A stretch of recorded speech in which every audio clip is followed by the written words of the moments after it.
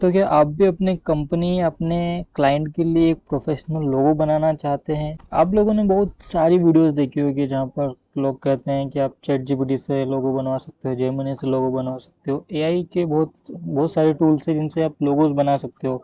But as a graphic designer मैं कहूँ तो आपका वो जो लोग लोगो बना के देंगे ना, सपोज कोई एआई टूल आपका लोगो बना के दे रहा है, तो उसे आप पूरा लोगो नहीं मान सकते। वो आपका अधूरा लोगो, अगर वो फाइनल भी हो चुका है आपका लोगो, तब भी आप यूँ मान के चलिए कि वो आपका 50% लोगो कंप्लीट हुआ है। अब एज ए डिज़ाइनर मैं ऐसा क्यों बोल रहा हूँ, क्योंकि जो एआई टूल है, जो चैट जीपीटी है, जो जेमिनी है, आज की डेट में वो जेपीजी या फिर पीएनजी फॉर्मेट में आपको देंगे, जो भी आप टूल बनाएंगे, जो भी आप लोगो बनाएंगे।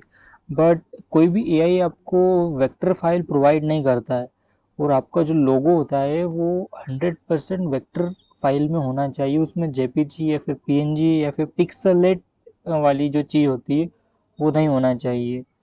क्योंकि अगर आपके लोगों में इमेज वाला पार्ट कहीं रहा, सपोज वो बिटमैप है या फिर जेपीजी फॉर्मेट में, पीएनजी फॉर्मेट में, या फिर आपको किसी डिज़ाइनर ने, सपोज आपने किसी को दिया, उसने कहीं पे जेपीजी कहीं पे वेक्टर में करके दे दिया, तब भी आपका लोगो प्रॉपर नहीं रहेगा।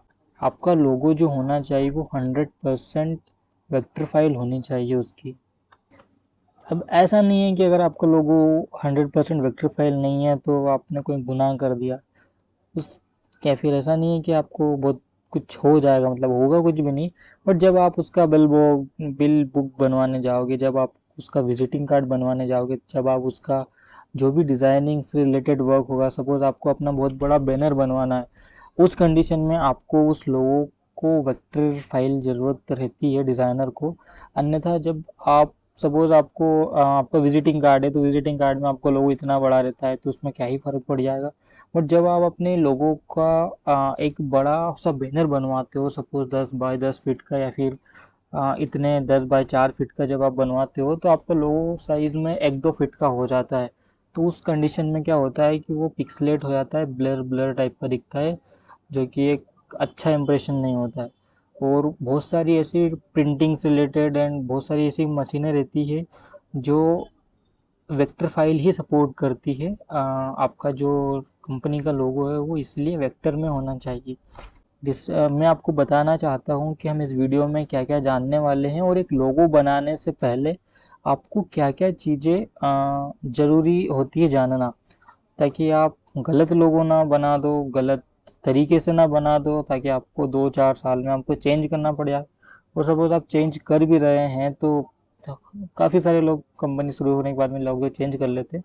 बट क्या हो कि आपको करना ना पड़े, तो ये भी आप अपने इस वीडियो अगर आप पूरा देखेंगे तो आप समझ जाएंगे।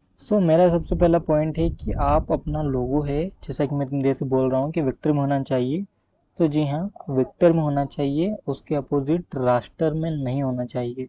क्योंकि ये आपको बाद में प्रिंटिंग के टाइम पे दिक्कत देता है, और अगर आप ट्रेडमार्क इनके लिए भी अप्लाई करेंगे तो वो लोग भी आई थिंक वेक्टर फाइल उसका मानते हैं।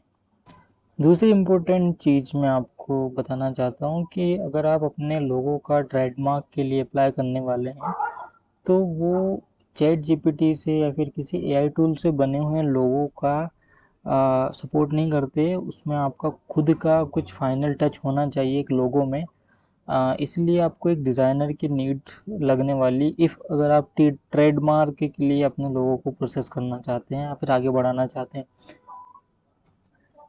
और फोर्थ चीज़ ये है कि, मतलब ये बहुत बेसिक सी चीज़ है, एक तो होता है आरजीबी, एक होता है CMYK।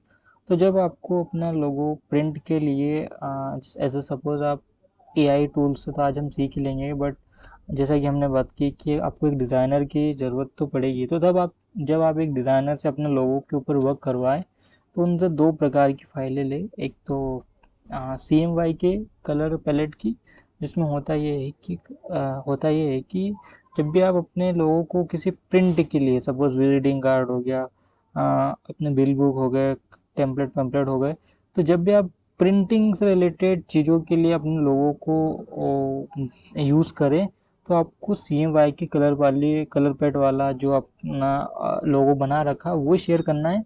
एंड जब आपको अपने लोगों को किसी सोशल मीडिया प्लेटफॉर्म पे या फिर आपको स्क्रीन के ऊपर, मेरी बात ध्यान से सुनिएगा, स्क्रीन सपोज कोई सी भी स्क्रीन हो गया, फ़ोन हो गया, टीवी हो गया, लैपटॉप हो गया, स्क्रीन के ऊपर अगर आपको देखना है, सिर्फ देखना है, तो उसके लिए आपको RGB कलर सेलेक्ट करना है।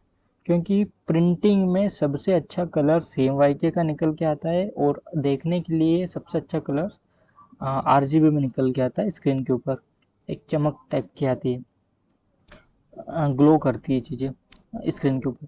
तो ये कुछ पॉइंट्स थे मेरे इम्पोर्टेंट।